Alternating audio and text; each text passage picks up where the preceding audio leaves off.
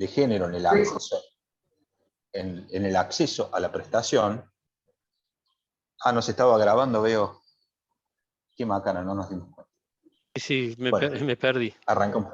No hay problema. Bueno, No, el no. material les va a quedar de todos modos, así que vamos a poder remitir más. Bueno, entonces les decía, si bien la norma va en un sentido correcto en cuanto a que permite reducir la brecha de género en el acceso a las prestaciones de seguridad social, no colabora en nada en cuanto a la reducción de esa brecha en la cuantía del haber. Entonces, aquí tenemos una de las cuestiones interesantes. Otro tema que hay que tener en cuenta es que esto, como les decía antes, es una opción de la trabajadora. Justamente, si yo tengo una trabajadora que tiene 60 años de edad y tiene 20, digamos, en el caso de este ejemplo, tiene 4 hijos, tiene 26 años de aporte, esta mujer se puede jubilar, pero es una opción de ella hacerlo. Porque si ella trabaja 4 años más, va a tener 30 años de aporte efectivos y en ese caso su haber va a ser mayor que si accede a la jubilación a los 60 acreditando los aportes faltantes con hijos. ¿Sí? Entonces, una primera definición que podríamos dejar señalada, y que esta es general, no solo para las mujeres que hagan reconocimiento por hijos, sino para todo trabajador, podemos hacer una definición clara y concluyente. No necesariamente jubilarse bien implica jubilarse rápido. Es decir, todos quieren jubilarse lo antes posible, porque ya han trabajado mucho. Pero ese apuro en la jubilación no necesariamente conduce al mejor haber jubilatorio posible para ese trabajador. ¿Sí? Entonces, a veces es incompatible jubilarse rápido o antes con jubilarse bien. Eso ténganlo presente. Para eliminar entonces todos estos tecnicismos, tengan esa frase como de cabecera. No siempre antes es bien. Bien. En cuanto a los regímenes especiales, bueno, puede haber aquí alguna docente, alguna universitaria. A ver, ¿qué pasa con los docentes? Los docentes no requieren derecho a PBU, entonces para ellos no se aplica este reconocimiento previsional por hijo, no les sirve. Entonces acá tenemos una deficiencia de la norma. No reconoce a todas las mujeres que prestan tareas de cuidado, no las reconoce en todas las situaciones. Al mismo tiempo, las tareas de cuidado se refieren solamente a aquellas personas que han adoptado hijos, que son personas gestantes. También tenemos que ver acá la cuestión de las personas sin género, pero bueno, no vamos a entrar más en detalle de eso. Pero aquí se reconoce a las adoptantes y a las gestantes, a las madres. Ahora, ¿qué pasa con aquellas mujeres que no son gestantes, que no son madres, pero que están a cargo de tareas de cuidado? La que cuida de sus padres, la tía que cuida del sobrino, el hombre viudo que cuida de sus hijos. Todas estas tareas de cuidado están sin merecer reconocimiento. A ver, el Código Civil establece un reconocimiento económico y patrimonial para las tareas de cuidado, sin distinción de quién las realiza. Los tratados internacionales también. Claro, en gran proporción han sido las mujeres las que han cargado con esa tarea de cuidado y por eso esta norma va en este sentido. Ahora, la norma, como vamos viendo, no reconoce ni todas las tareas de cuidado, ni reconoce a todas las mujeres que realizan tareas de cuidado. Entonces, por eso decimos que se va quedando corta. Cuando empieza a aflorar la casuística, los distintos casos concretos, nos encontramos con esta situación. La abuela que se ha hecho cargo de siempre de su nieto, sin adoptarlo, porque su nieto vivió siempre con él, resulta que cuando llega la edad jubilatoria, ha penalizado en su carrera, ha penalizado porque no ha podido perforar el techo de cristal, y no puede hacer uso de ese beneficio. Bueno, son estas cuestiones que la norma debería haberse reglamentado mejor, debería haber salido con más estudio. Nuevamente, lo que dijimos antes, que lamentablemente no quedó grabado. Muchas veces los apuros electorales, muchas veces los apuros políticos, el apresuramiento legislativo, termina en parches normativos o en normas incompletas o contradictorias con otras normas ya existentes. Esta no es la excepción. Fíjense a qué pasa con el tema sindical. Fíjense lo siguiente, ustedes, los telefónicos tienen 2 convenios colectivos aplicables, Telecom, el 210, o Telefónica, el 172. ¿Sí? Estos convenios establecen ciertas licencias. Ahora, el reconocimiento previsional se extiende no solo a aquellos casos de la mujer que ha tenido hijos, sino que también permite reconocer las licencias por maternidad o por estado La Se norma cortó entra en de una vuelta. contradicción. La norma entra en una contradicción. ¿Se me escucha? Ahora sí. Tuviste un problemita de pérdida de sonido. Bien, ¿dónde me quedé?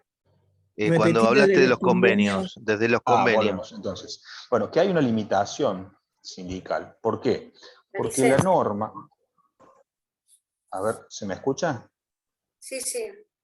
A lo mejor tengo un bajo ancho de banda. No sé si te puedo pasar por mail la filmina para que otro la comparta y yo simplemente uso el audio a lo mejor.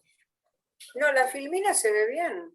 No, pero igualmente, Aníbal, fue una nada misma, ¿no? Perfecto. Te escuchas súper clarito, fue justo un tic que fue un cortecito y nada más. Bueno, entonces retomamos de donde estábamos. Decía, la norma reconoce las licencias y el estado de excedencia, y lo hace no solo con las licencias legales, sino también con las licencias convencionales, es decir, las que están establecidas en los convenios colectivos de trabajo. Ustedes saben bien que los convenios colectivos de trabajo tienen un carácter eminentemente mejorativo. Los convenios están para mejorar las leyes, las condiciones establecidas en las leyes vigentes, no para empeorarlas, sino para mejorarlas. Entonces, esta norma incurre en una contradicción intrínseca. ¿Por qué? Porque reconoce todas las licencias convencionales, pero sin embargo les pone un límite, porque las reconoce hasta el tope de la ley.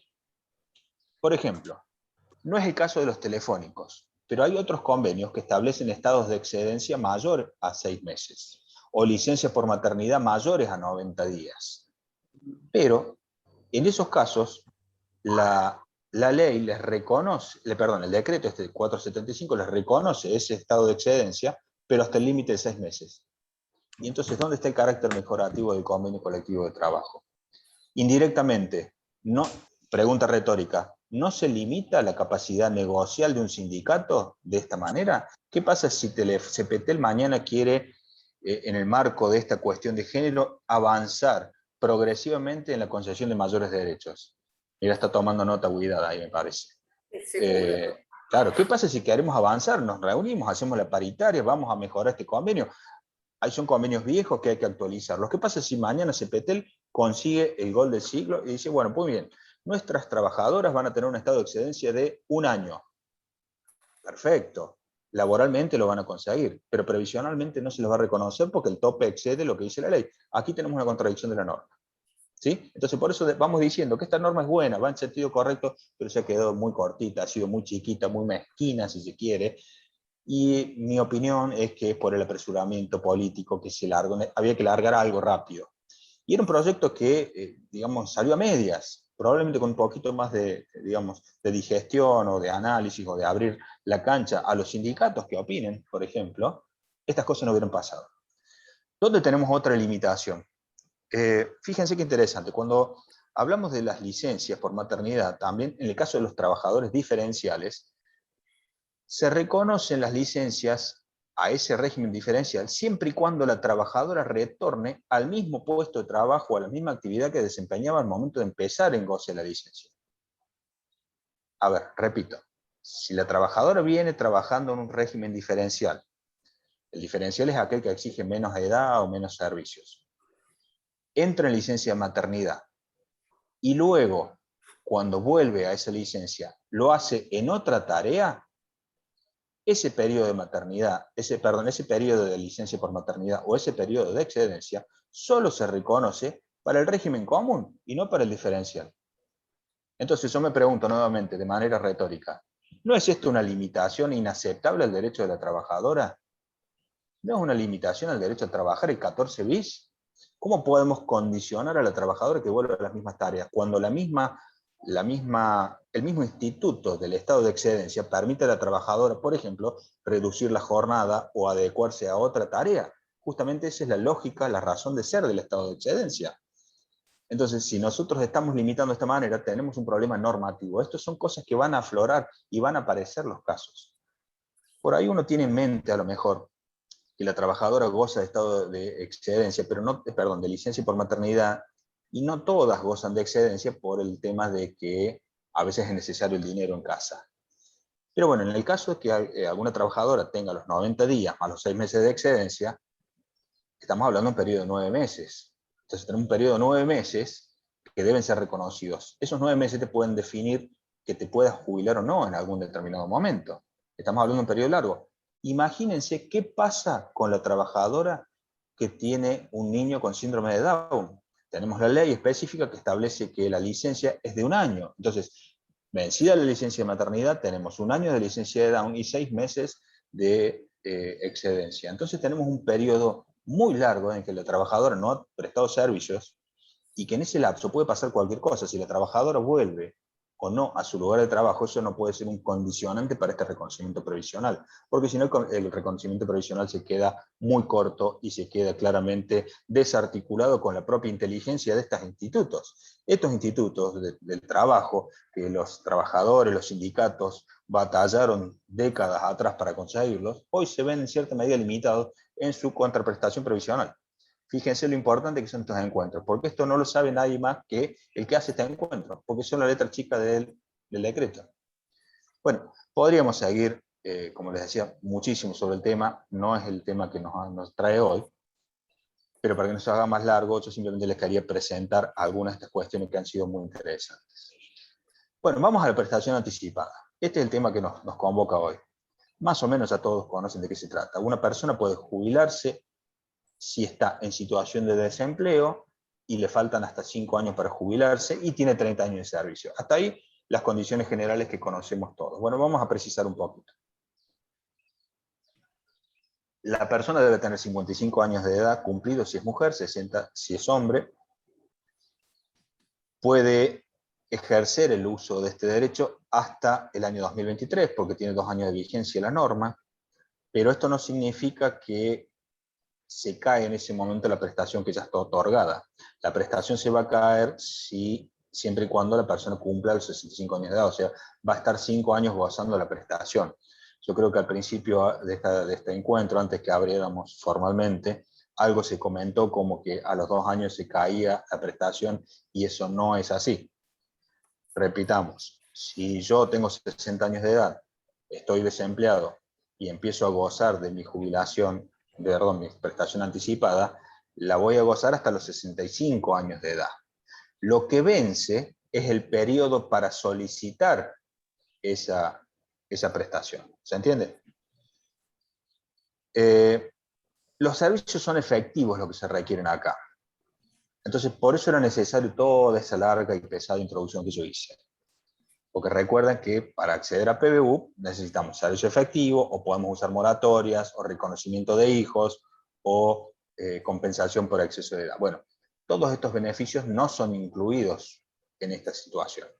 Para gozar de la prestación adicional por desempleo, anticipada por desempleo, tengo que tener servicios efectivos.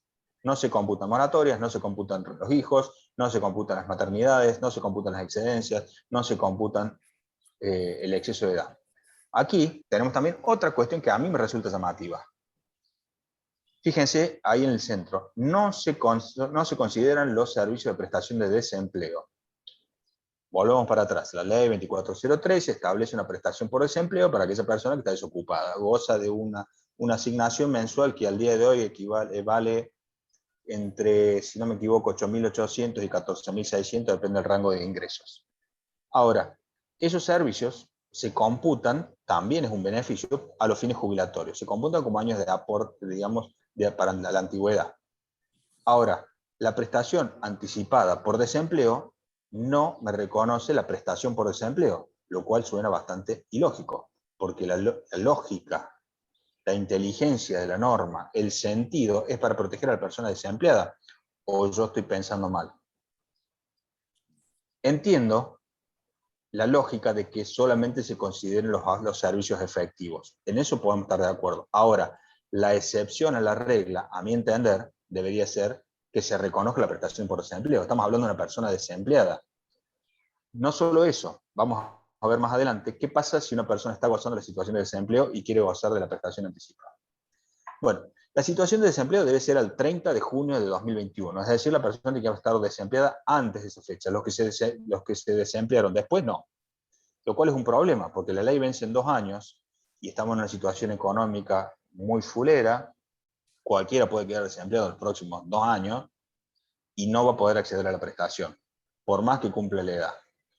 Entonces, esto también merece algún tipo de reparo, ¿sí? Porque estamos justamente en una coyuntura que amerita esta prestación, sin embargo le ponemos esta limitación temporal que no parece razonable si nos fijamos la adecuación de medios a fines, ¿no es cierto? Entonces, esto puede traer también algún reparo. Pero la situación de desempleo debe estar al momento del inicio del trámite y durante todo el goce de la prestación por anticipada, eso está claro. Si una persona está gozando de la prestación anticipada y vuelve a trabajar, esa prestación anticipada claramente se cae.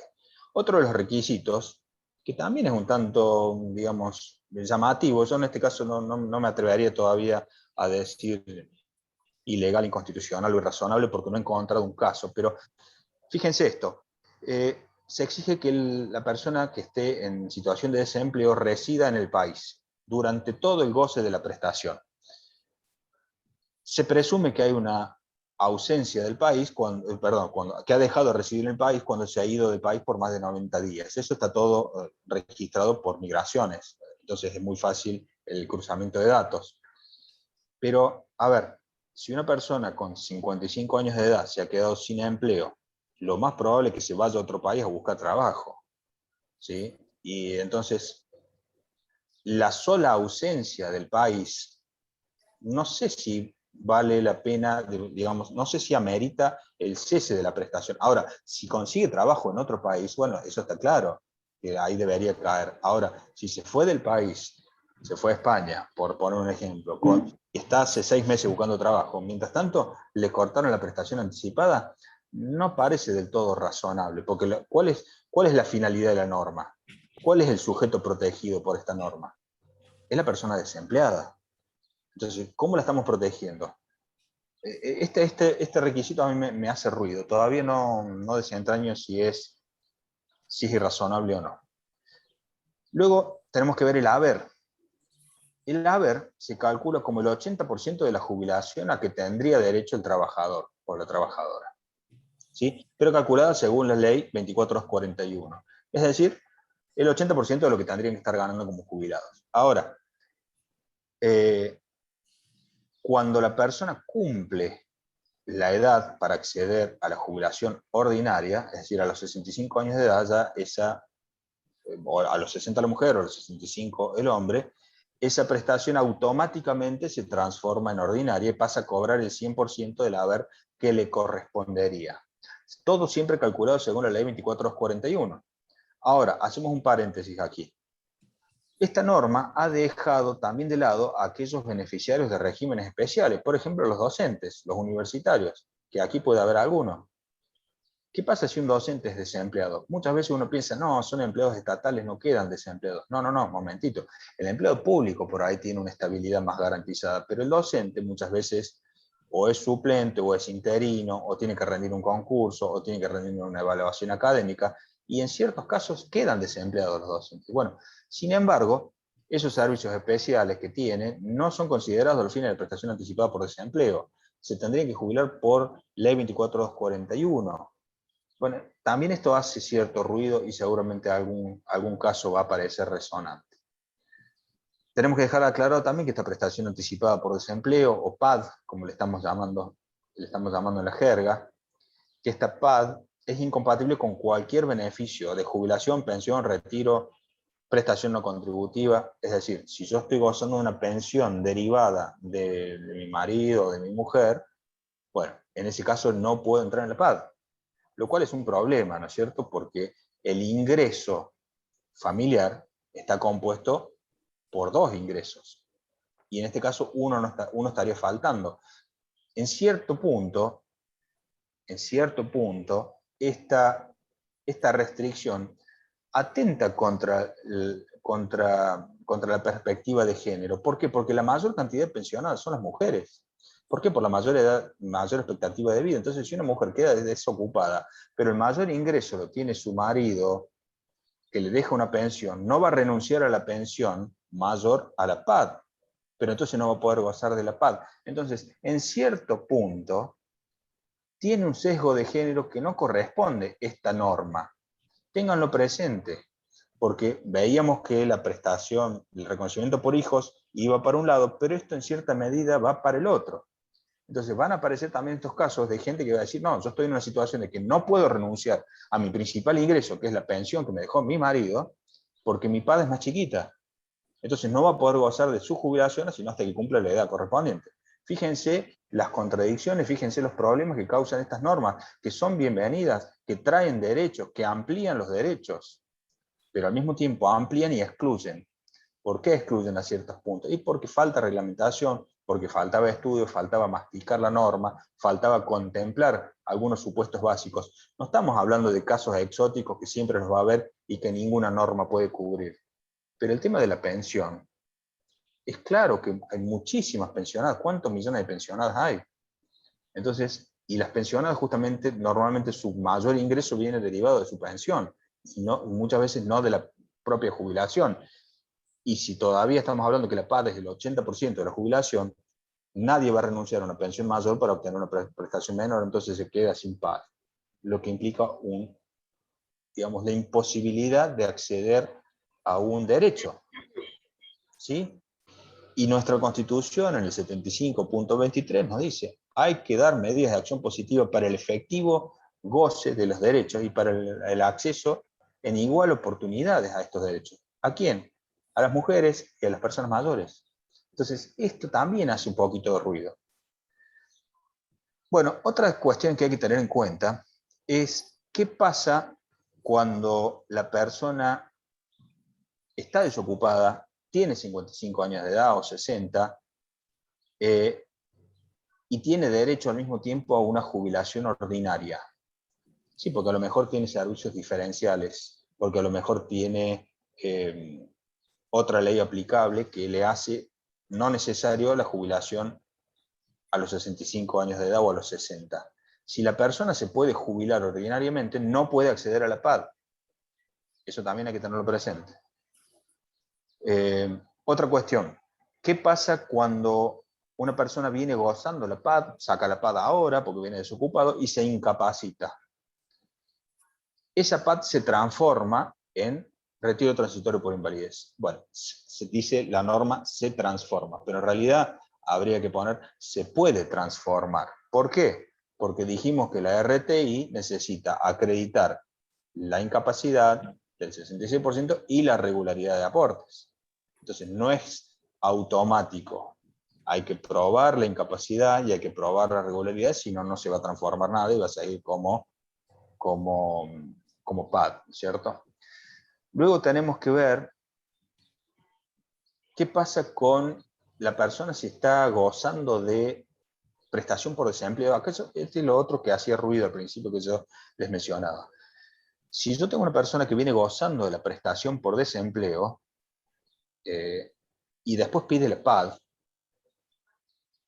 estas dos cuestiones son incompatibles. Ya dijimos que para mí debería ser la excepción a la regla, pero digamos, ¿cómo se ha reglamentado esto? Si yo vengo gozando de la prestación por desempleo, desde la fecha de la solicitud hasta la fecha de alta, la ANSES me va a descontar todo lo que yo cobre de prestación por desempleo, lo cual es una locura. ¿Se entiende? Porque si lo que estamos tratando, el sujeto de tutela en esta norma es la persona desempleada. ¿Cuál es el objetivo que tiene esta norma? Proteger o darle derecho a una persona desempleada. Pero en este caso, no solo que establece esta incompatibilidad, a mi entender, irrazonable entre la prestación por desempleo y la PAD, sino que en la tramitación misma, si hay 1, 2, 3 meses de superposición de goce de beneficios, ANSES después la descuenta, lo cual a todas luces me parece irrazonable. Luego tenemos que ver también cuál es la movilidad que se aplica a la PAD, porque la PAD no es un monto fijo. Dijimos que es un haber que está calculado como el 80% de la jubilación que le correspondería a la persona si se jubilase en ese momento.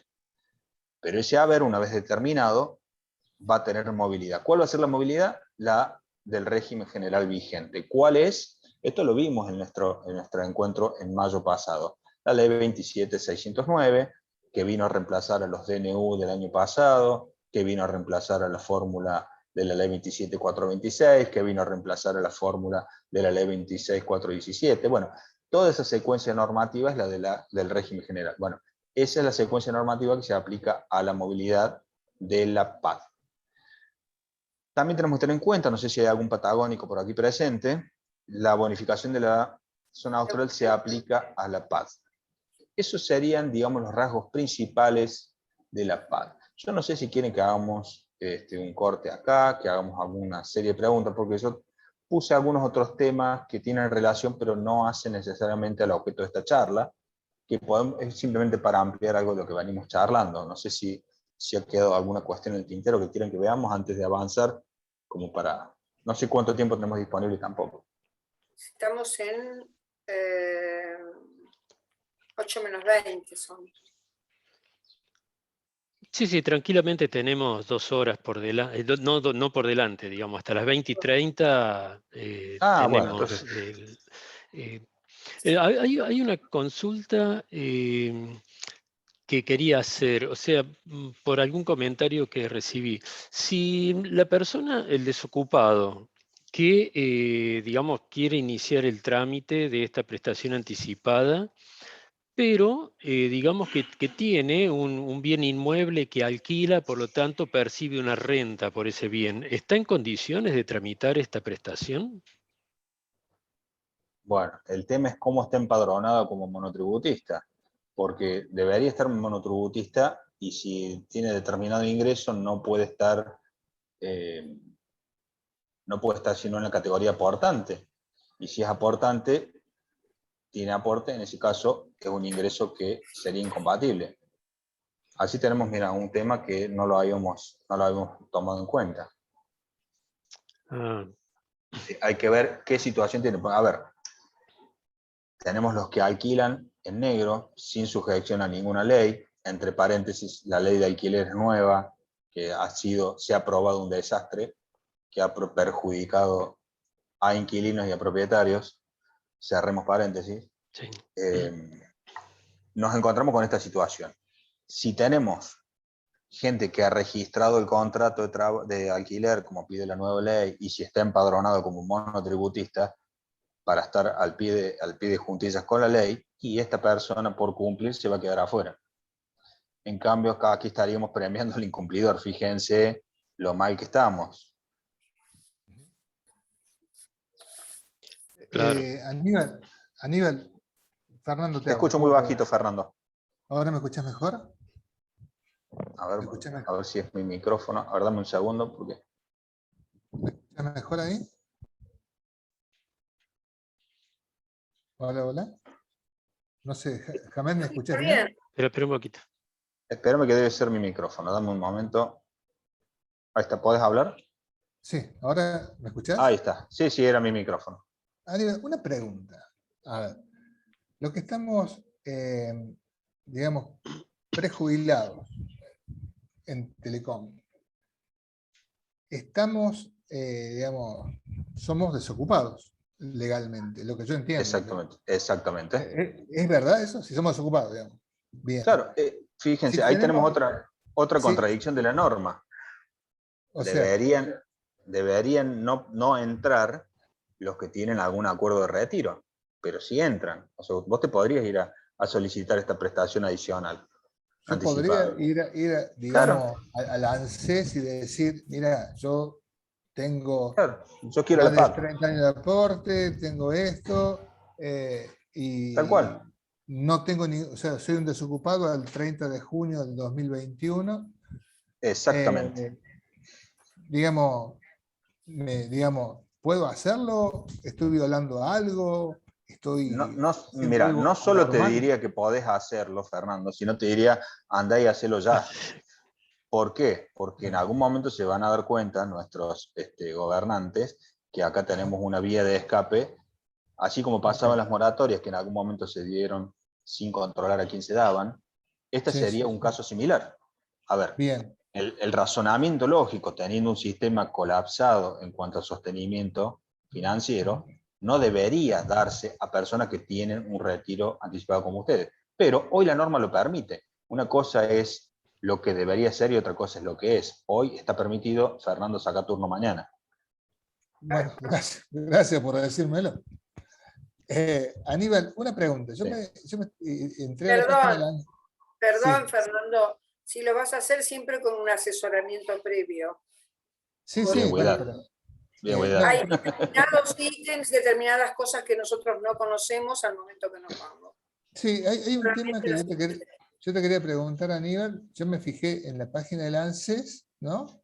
Sí, Y bueno, sí figuran prácticamente todos los aportes, o sea, figura ahí detallado todos los aportes, figuran desde el año 93 hasta el 2019 y del año 85, perdón, del año 82 hasta el año 85-86. Hay unos años ahí entre el 85 y el 91 que no figuran en el ANSES. Yo pregunté al ANSES por qué no figuran y me dice que hubo una quema de los archivos de Buenos Aires, que se perdieron documentación y qué sé yo. Pero bueno, sumando todo lo que dice el ANSES hoy, en vez de tener 42 años de aportes, estoy teniendo 35, 36. ¿No? bien. Bueno, a ver, una cosa es que no figuren en el sistema y otra cosa es que no los hayas hecho. Vos vas a poder solicitar la certificación de servicio a tu empleador y el empleador va a decir, Fernandito trabajó de tal fecha a tal fecha, tiene 45 años de aporte. Claro, ANSES tendrá que mandar un verificador a la empresa, a ver, ¿dónde está el legajo de Fernando? Ajá, tiene 40 años de aporte, perfecto. Entonces, esa es la jubilación de Fernando. Que no tenga en los registros no significa que no se hayan hecho aportes. Entonces, bien. si tu certificación dice 45 años de aportes, esa es tu Biblia. Está bien. Está bien. No, yo te digo, digamos, es lo que yo hablé con Recursos Humanos acá de Teco y le pedí el certificado de servicio desde mayo del 81 a diciembre del 2019, ¿no? Los otros que eran de otra empresa me figuran sin problema. Entonces, bueno, ahora me dijeron que me lo van a dar, que sé yo, todavía no me lo dieron, pero yo le dije que necesito un certificado de servicio, porque Sí, claro. me corresponde que me lo tiene que dar. Es correcto. Y sí, y no, digamos, el tema mío, el miedo mío, era que estuviera violando algo, el acuerdo que tengo con Telecom, porque el acuerdo con Telecom, lo único que me dice, yo no puedo trabajar en relación de dependencia con nadie, digamos. Eso No, es claro. cuando... Pero eso, o sea, ser jubilado de la ANSES no es trabajar en relación de dependencia, creo. No, para nada. Pero hay otro tema. El acuerdo que vos firmaste es previo a la normativa que estamos hablando. Entonces el Claro. acuerdo nunca pudo haber previsto ninguna situación en relación con una norma que no existía. Ah, está bien, perfecto. Perfecto, está claro. Perdón, intervengo. Para preguntarte algo a vos, Fernando, y después por un par de consultas que hay en el chat, no sé si quieren que las lea yo Dale, o las va a manejar dale. Florencia. Pero respecto de lo que vos acabas de decir, Fernando, cuando vos firmaste el acta acuerdo de prejubilación, que es el mismo caso mío, la empresa te debió dar la certificación de servicio. O sea, Bueno, lo que pasa vos es ya debes tener la certificación de servicio desde el día que ingresaste a la lo que empresa hasta pasa, que saliste, ¿eh? lo que pasa es que yo cuando salí, después vino la pandemia. Y cuando pasó o sea, yo me fui el 31 de diciembre, me dijeron tenés que venir a buscarlo en febrero. Bueno, febrero estaba de vacaciones, cuando quise buscarlo en marzo empezó la pandemia y se perdió todo. O sea, Reclamala. bueno, lo estoy reclamando, el certificado que diga desde tal día un certificado de trabajo. A mí, yo hablé con el gerente de recursos humanos acá de Córdoba y le dije, necesito un certificado que yo diga que trabajé de tal año a tal año y se pueden, ¿y para quiénes presentarlo? Y yo no dije nada, dije, quiero tener el certificado porque me lo tenés que dar, porque así dice el acta de acuerdo. Entonces, yo no quise decir nada, ¿viste? De que quizá me iba a acoger a la jubilación anticipada, por miedo a que estuviera infringiendo algo, ¿viste? Pero bueno, ya que no es así, voy directamente y se lo pido. ¿Te parece bien, Aníbal, que haga eso? Sí, Que vos le claro. digo, Es claro, tu mirá, derecho. Primero, es tu derecho Segundo, es obligación de la empresa entregártelo.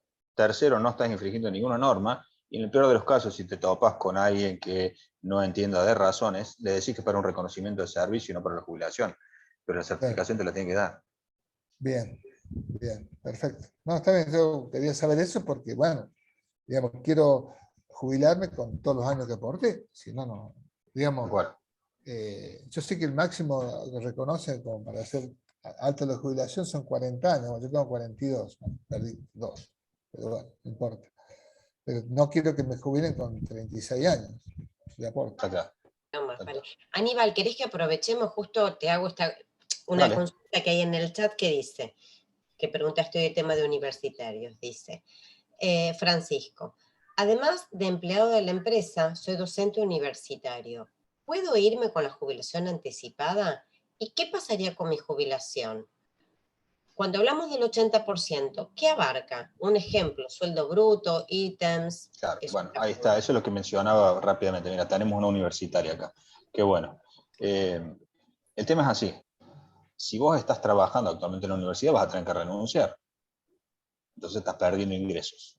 Por un lado, la jubilación universitaria te implica el 82% del sueldo bruto de tu sueldo universitario. Pero dijimos, y quedó en la diapositiva, que la prestación anticipada por desempleo se calcula sobre la ley 24241, no sobre el régimen especial, que esto es un problema, lo que yo mencionaba. Y se calcula ¿cómo? Recuerden de la charla anterior. Es sobre el promedio de los últimos 10 años, actualizados como los actualiza ANSES, y sobre ese promedio se calcula el 1,5% por cada año de servicio. Es decir, una tasa de sustitución que, en el mejor de los casos, con viento a favor y alineado todos los planetas, estamos en el 55%. Pero cuanto más alto el haber, más baja es la tasa de sustitución. Entonces estamos hablando, digamos, en el caso de ustedes, probablemente una tasa de sustitución del 50% del último sueldo, o de los últimos ingresos, si sumás los dos casos, los dos sueldos tuyos. Y eso sería en el caso de la jubilación ordinaria. Pero acá estamos hablando de la PAT, que es el 80% de esa jubilación ordinaria. Es decir, estaríamos en el orden de un 45% de tus ingresos actuales. Es algo totalmente irrazonable. En el caso tuyo, la norma no contempla esta situación, es lo que yo decía, que hace ruido y genera problemas. Bueno, estás en ese rango y la única situación que podrías plantearla sería judicializarla, porque no está reglamentado en ningún lado, y si lo hicieras, lo podrías hacer, pero a pérdida, y a pérdida tremenda. Bien, y por lo que entiendo acá en el relato, al menos de cómo escribe, estaría activo, entonces ya no podría estar desempleado, ¿sí? A junio de este año, porque dice, además de empleado de la empresa, soy docente universitario. Claro, no. Claro, no podés perder semejante ingreso. Claro, acá la jubilación supone, la anticipada supone estar desempleado, claramente.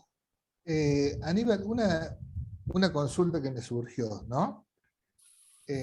Cuando vos sacás, o sea, ¿desde cuándo vos cobrás la jubilación anticipada? Porque tenés un momento clave cuando sacás el turno para ir al ANSES.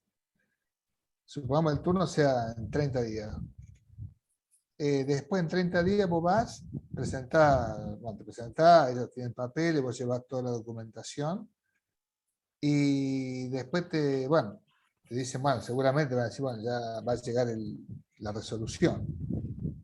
¿Y desde cuándo? Y eso sí que es retroactiva esa jubilación. Ahí está, mira, la respuesta está en la pantalla. Fecha inicial de pago, la fecha de solicitud, siempre que a esa fecha cumplas los requisitos. Fecha de solicitud, que es fecha que te citan. La fecha del turno. Fecha que vos pedís el turno. La fecha que vos sacás el turno. Bien. ¿Sí? Fecha que vos sacás el turno. Si vos te lo dan al turno, lo sacás hoy y te lo dan en febrero, bueno, vos tenés 3 meses retroactivos porque fecha inicial de pago es hoy. Está bien. Eso quería saber porque pregunto. Sí, está perfecto. Una buena pregunta. Está bien, ok. Bien. Bueno, la verdad que creo que voy a ir a tu ¿cómo es? A tu buffet, a tu estudio. Al estudio. Y te voy a llevar una botella de algo. Serás bienvenido. Serás bienvenido. Ya que estamos, una consulta, digamos que a veces se pasa por alto, que es, digamos, este tema de la jubilación anticipada, de la prestación anticipada, es equivalente en cuanto a la jubilación respecto de lo que es la opción de la obra social y eventualmente de la cuenta bancaria a donde elegiría que me depositen después el haber. Claro, vos tenés derecho a la obra social, que es el PAMI, claramente, porque es la obra social obligatoria, salvo que tengas obra social estatal que puedes derivar los aportes, y si vos tenés una obra social prepaga o particular, podrás seguir aportando a esa obra social aparte, porque PAMI es obligatorio. Y Pero en cuanto, sí, en cuanto al perdón. banco, Sí.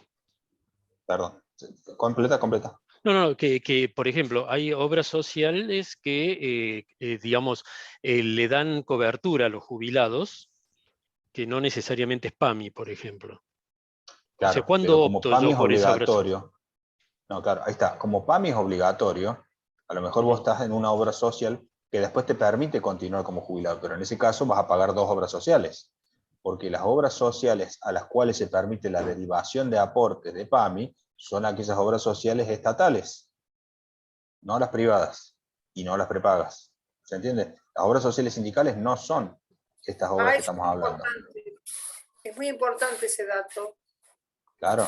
Entonces el aporte de lo que sería el PAMI no va a las prepagas ni a las obras sociales privadas. No, claro que no. Si vos querés continuar en la obra social, esa privada, sindical o prepaga, tenés que pagar la cuota como afiliado jubilado. Normalmente en esos casos la cuota es mayor, no es la cuota del afiliado común. Claro, ¿Sí? claro, Tus claro. adherentes te llevan la cuota por las nubes, ¿no es cierto? Sí. Claro. Muchos de ustedes tendrán hijos ya muy grandecitos, que ya han terminado los estudios, que por cuestiones laborales no tienen obra social propia, y bueno, estas son personas adultas y entonces tienen una cuota muy cara. Cuando son trabajadores, esa adherencia no es tan onerosa, pero cuando ya pasan a ser jubilados en esas obras sociales, la cuota de adherente se hace muy pesada, y en una Imposible. prepaga ni hablar. Ni hablar en la prepaga, si eso estuvimos analizando. Es Claro. terrible, pero es otro Tal cual. tema. Salud. Tal cual. Esto no lo sabía, que no iba al aporte. Muy bien. Lo que Aníbal, perdón. Lo que observé, que había una persona que una vez acompañé y era jubilada, y le preguntaron si tenía obra social, a dónde, primero no le preguntó, o sea, no era de PAMI, no era de nada, perdón. Y luego le preguntaron eso, si tenía alguna obra social prepaga para derivarle el costo del hospital a la obra social o a la prepaga. Claro, pero eso es otra cuestión, esa es la cobertura, no el cobertura. pago de la obra social, claro. Claro. Son cosas distintas.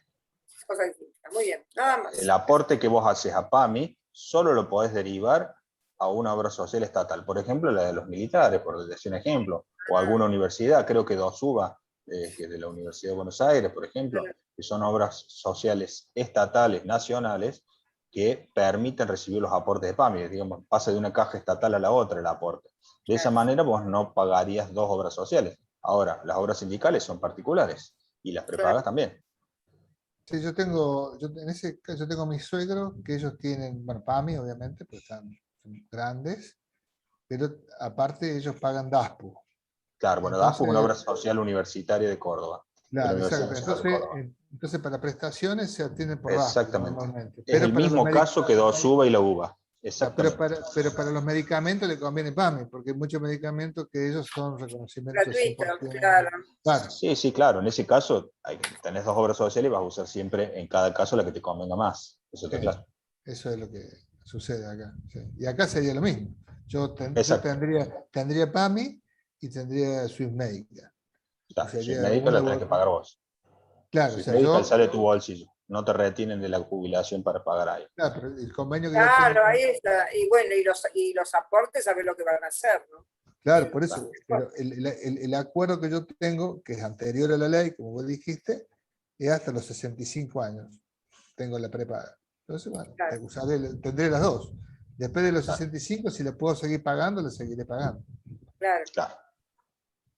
Aníbal, te quiero preguntar algo, pero me surgió ahora y quizás no tiene mucho que ver con lo anticipado que estamos hablando. Si mi mujer yo tengo Swiss Medical por prepaga por Telecom. Si mi mujer se jubila y yo sigo en actividad en Telecom, ¿sí? Sí, Mi mujer al jubilarse tendría que tener PAMI, pero claro. ¿puede seguir o sigue teniendo Swiss Medical porque yo sigo en actividad? Claro, en ese caso se haría adherente tuya, claro. Mientras Pero vos ¿cómo estés es en ahí? actividad.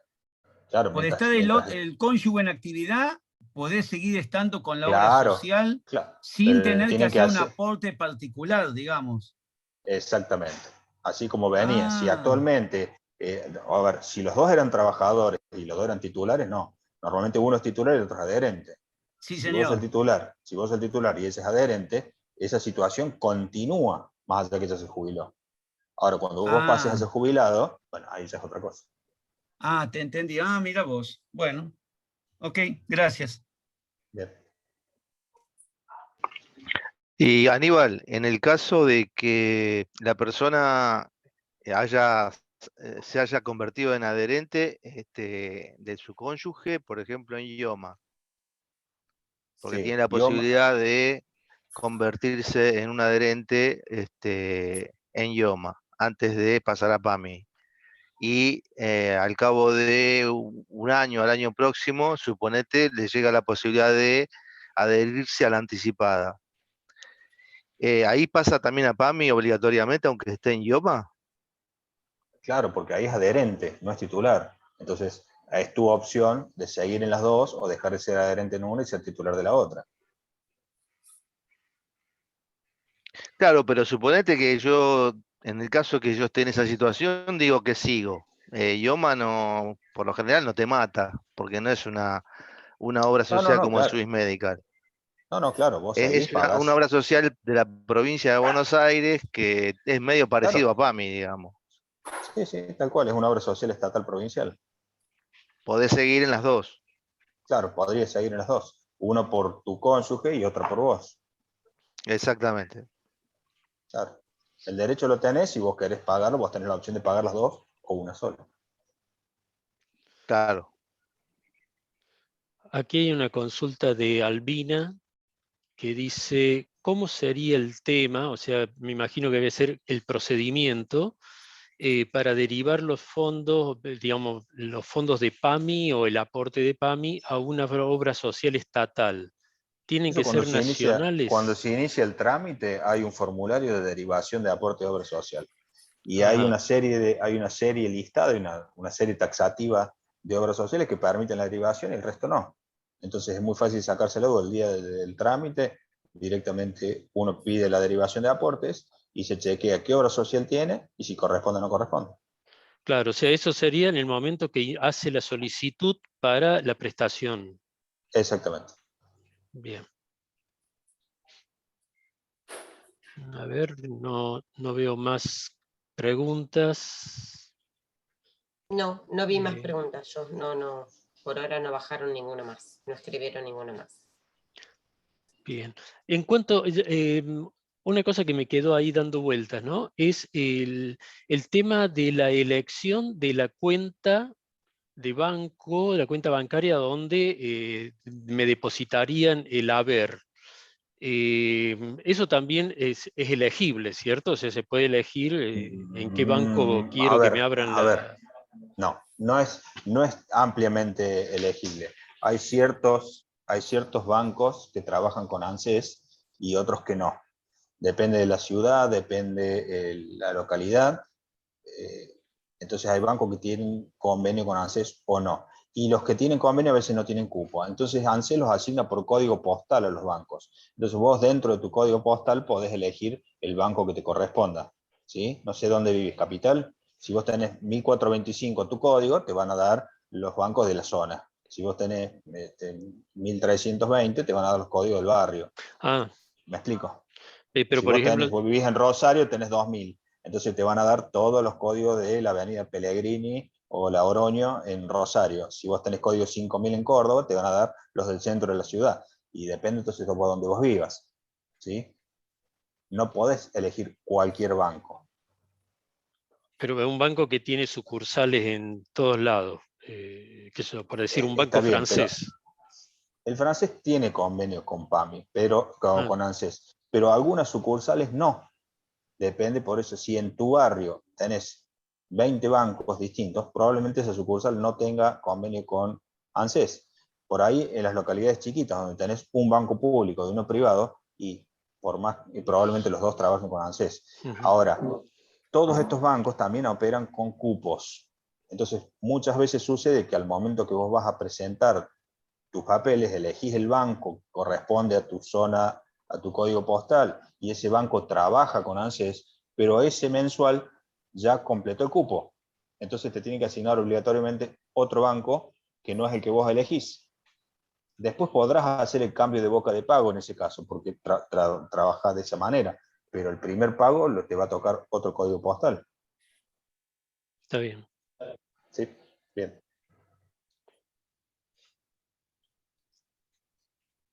Bueno, me quedó claro, Aníbal.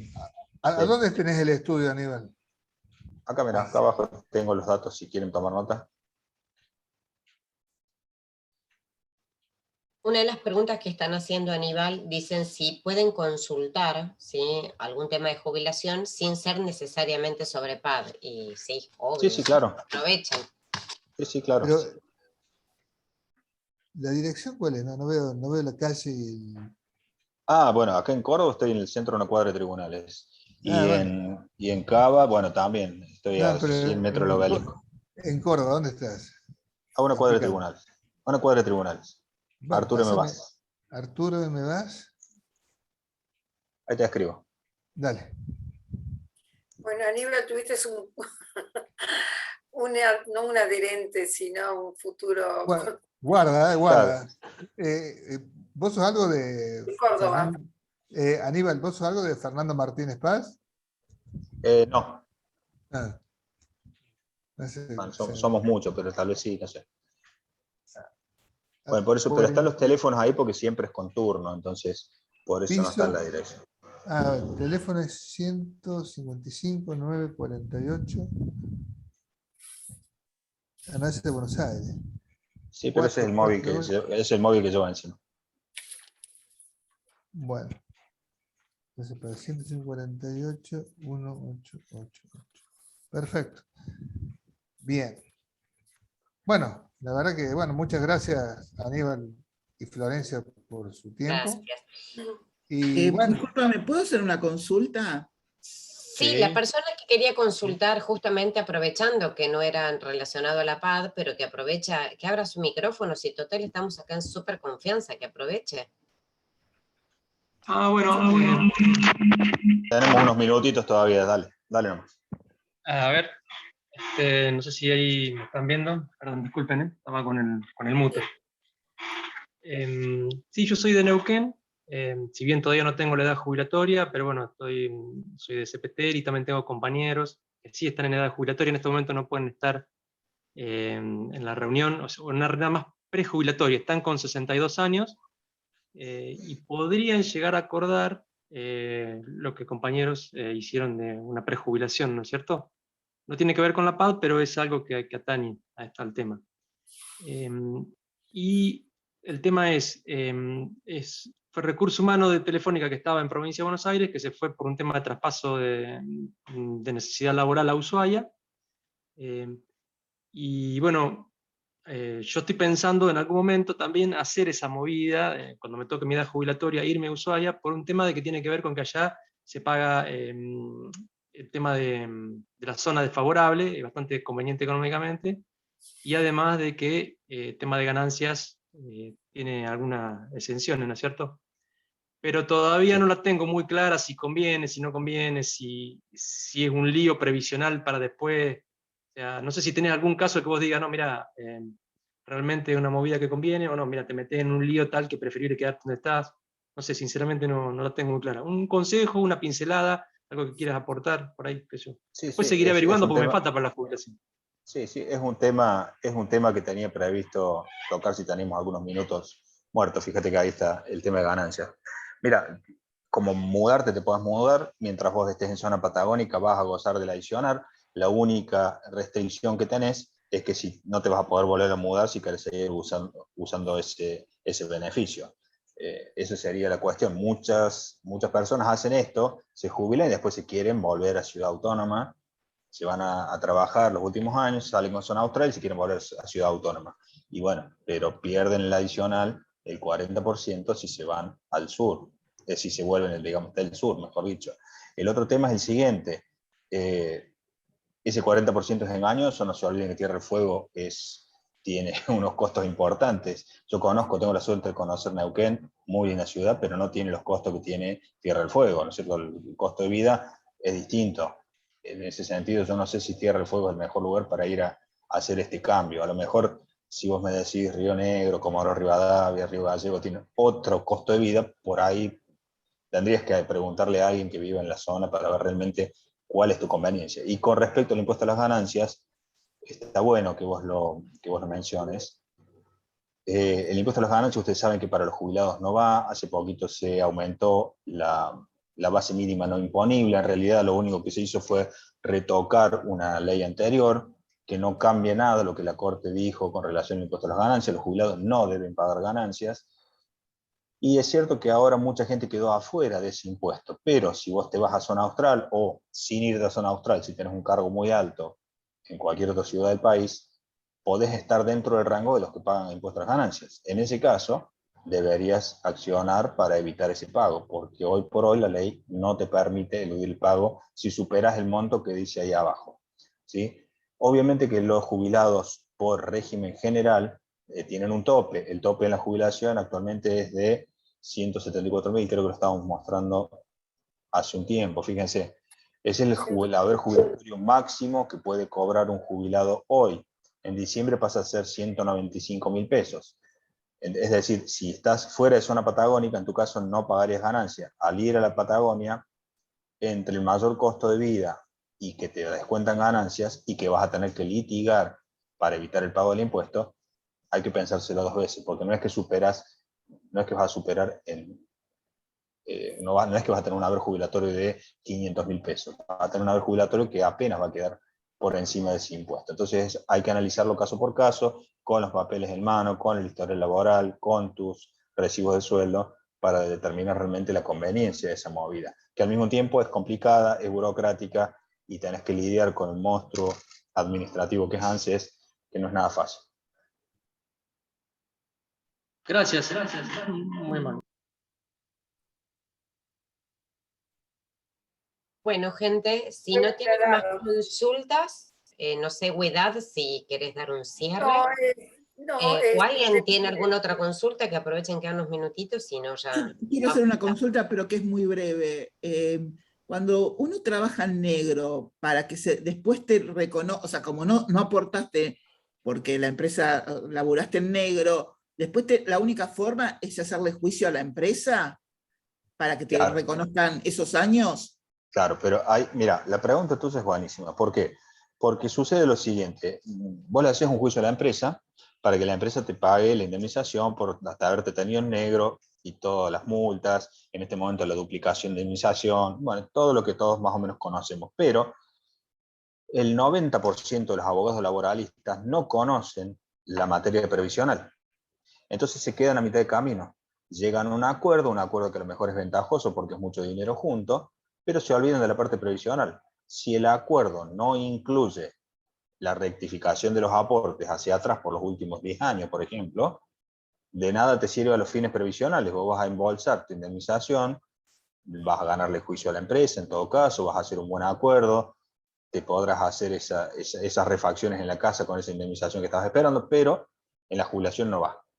Entonces, nosotros los que hacemos laboral y previsional tenemos clara esta situación. Entonces, cuando hacemos un acuerdo, no nos olvidamos de la parte previsional. Pero reitero, el 90% de los abogados laboralistas no conocen del área previsional. Y entonces reclaman lo que corresponde solo según la ley laboral. Claro. Está bien, claro, pero se quedan porque cortos. tal vez con esos años de aporte completás los 30 que te faltan. Sí, no solo que los completás, sino que a lo mejor podés bonificar por exceso. Y si tenés 2 líneas de servicio paralelo, también bonificás en el haber. Bueno, hay muchas situaciones.